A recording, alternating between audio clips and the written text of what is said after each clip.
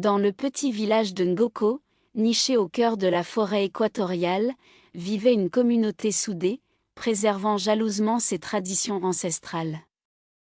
C'était un village où la modernité n'avait guère pénétré, et où les croyances et les légendes étaient profondément enracinées dans le quotidien des habitants. Parmi ces légendes, l'une des plus redoutées était celle de la poupée maudite. Fatou, une jeune fille de 15 ans, vivait avec sa grand-mère, Néné, une guérisseuse respectée du village.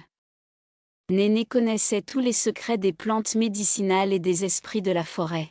Un matin, alors que Fatou aidait sa grand-mère à ramasser des herbes dans la jungle, elle aperçut un étrange objet enfoui sous des racines tordues.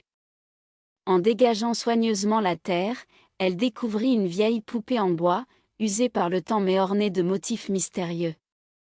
Curieuse, Fatou emporta la poupée chez elle. Néné, en voyant l'objet, pâlit et demanda à Fatou où elle l'avait trouvé.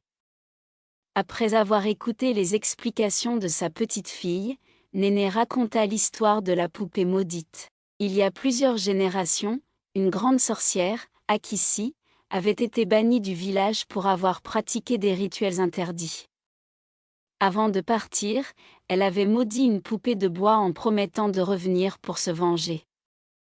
La poupée devait apporter malheur et destruction à quiconque la trouvait. Les anciens du village avaient caché la poupée dans la forêt, espérant que personne ne la retrouverait jamais. Néné expliqua que la présence de la poupée annonçait un grand danger pour le village. Elle décida d'aller consulter les esprits pour obtenir des conseils. Pendant ce temps, Fatou sentit une étrange connexion avec la poupée. La nuit venue, elle rêva d'Akissi, qui lui parla dans une langue ancienne que Fatou comprenait mystérieusement. La sorcière lui révéla que seule une personne de son sang pouvait lever la malédiction, et que Fatou devait accomplir cette tâche. Le lendemain, Néné et Fatou se rendirent chez le chef du village pour lui raconter la découverte et les révélations. Le chef, un homme sage nommé Bako, réunit les anciens du village pour discuter des actions à entreprendre. Ensemble, ils décidèrent que Fatou devait entreprendre un voyage initiatique pour lever la malédiction. Guidée par les conseils de sa grand-mère et des anciens, Fatou se prépara pour son voyage. Elle devait trouver le sanctuaire d'Akissi, un lieu caché dans les profondeurs de la jungle, où elle pourrait accomplir le rituel de purification. Accompagnée de son ami d'enfance, Karim, Fatou s'aventura dans la forêt. Le voyage était périlleux, avec des créatures mystérieuses et des pièges naturels à chaque tournant. Au fil des jours, les deux amis développèrent une complicité et une force qui les aidèrent à surmonter les obstacles. En chemin, ils rencontrèrent des esprits bienveillants qui les guidèrent et leur offrirent des conseils précieux. Chaque rencontre enrichissait leur savoir et leur préparation pour affronter Akissi. Après des semaines de voyage, Fatou et Karim arrivèrent enfin au sanctuaire d'Akissi. La sorcière, maintenant un esprit puissant, apparut devant eux.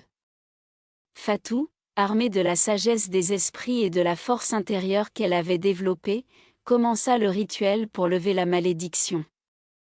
Akissi tenta de la détourner, lui offrant des pouvoirs et des richesses en échange de sa soumission.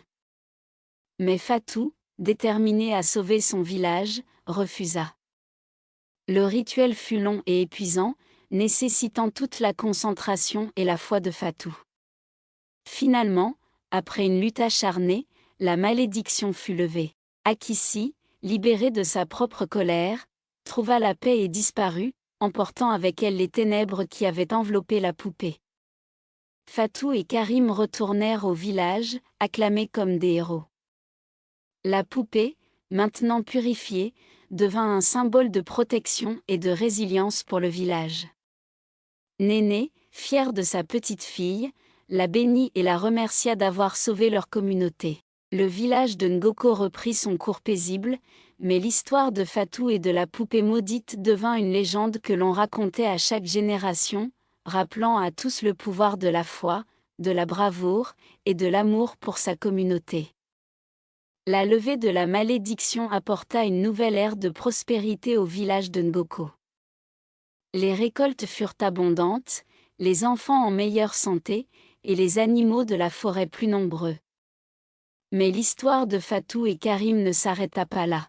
Les deux jeunes héros continuèrent d'apprendre et de grandir, guidés par leurs expériences et les sages conseils de leurs aînés. Cependant, la paix retrouvée attira l'attention des voisins du village, certains bienveillants, d'autres moins. Des marchands et des voyageurs commencèrent à affluer, curieux de découvrir le secret du bonheur de Ngoko. Parmi eux, une mystérieuse femme du nom de Zara, une érudite voyageuse, prétendait connaître de nombreuses légendes anciennes. Elle apporta des livres anciens et des artefacts exotiques, captivant l'attention des villageois, et particulièrement celle de Fatou. Zara, fascinée par l'histoire de la poupée maudite, demanda à consulter Fatou et Néné. Elle révéla qu'elle avait entendu parler d'une ancienne prophétie liée à Akissi. Selon cette prophétie, la levée de la malédiction n'était que la première étape. Une force encore plus sombre, cachée dans les entrailles de la forêt, menaçait de se réveiller. Zara montra des symboles gravés dans ses livres qui correspondaient étrangement à ceux de la poupée. Intriguée et inquiète, Fatou et Néné décidèrent de collaborer avec Zara pour en savoir plus sur cette prophétie. Ensemble, elles consultèrent les esprits de la forêt et entreprirent des recherches approfondies dans les anciens écrits du village.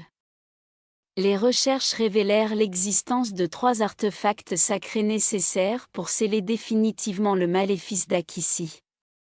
Ces artefacts étaient dispersés à travers la forêt, chacun gardé par un esprit protecteur. Fatou, Karim et Zara formèrent une équipe pour retrouver ces artefacts. Leur quête les mena à travers des paysages variés et hostiles, de marécages traîtres à des montagnes escarpées.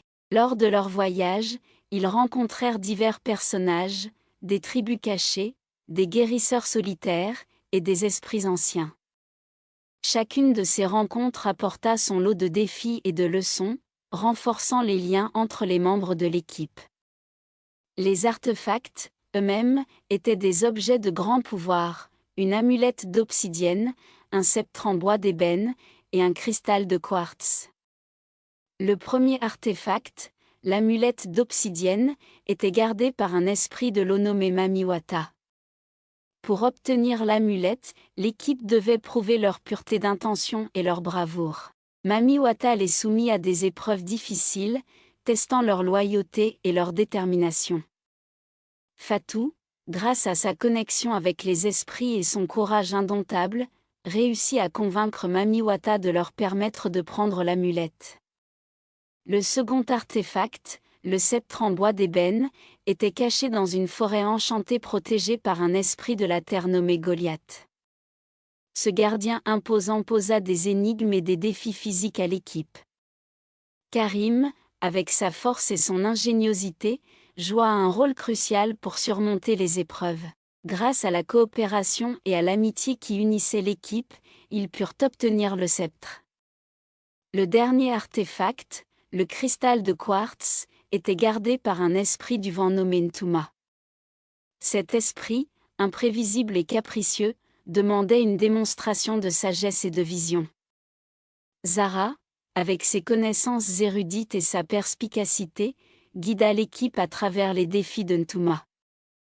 La quête du cristal impliquait des visions du passé et du futur, révélant des vérités profondes sur eux-mêmes et leur mission. Avec les 3 artefacts en leur possession, l'équipe retourna au village de Ngoko. Sous la guidance de Néné et des anciens, ils entreprirent le rituel pour sceller définitivement le maléfice. Le rituel nécessitait une synergie parfaite entre les artefacts et les chants ancestraux du village. Pendant le rituel, Akissi apparut sous forme d'esprit pour une dernière tentative de vengeance. Une bataille spirituelle s'ensuivit, mêlant la puissance des artefacts et la force intérieure de Fatou. Finalement, grâce à leur courage et leur unité, l'équipe réussit à sceller le maléfice, libérant définitivement Akissi et assurant la paix et la prospérité pour les générations futures. Le village de Ngoko célébra la victoire avec des festivités grandioses. Fatou et Karim furent honorés comme des héros, et Zara fut accueillie comme une alliée précieuse. La légende de la poupée maudite devint un symbole de courage, de résilience, et de l'importance des traditions. Fatou, ayant découvert ses propres capacités et sa connexion profonde avec les esprits, commença à apprendre davantage auprès de Néné pour un jour devenir une grande guérisseuse. Karim, renforcé par ses expériences, devint un protecteur respecté du village. Zara, après avoir partagé ses connaissances, repartit pour d'autres aventures, promettant de revenir un jour. Le village de Ngoko continua de prospérer, gardant toujours en mémoire les leçons apprises et les sacrifices faits pour préserver leur paix. L'histoire de Fatou et de la poupée maudite devint une histoire contée à chaque génération, rappelant à tous la force de l'unité et de la détermination face à l'adversité.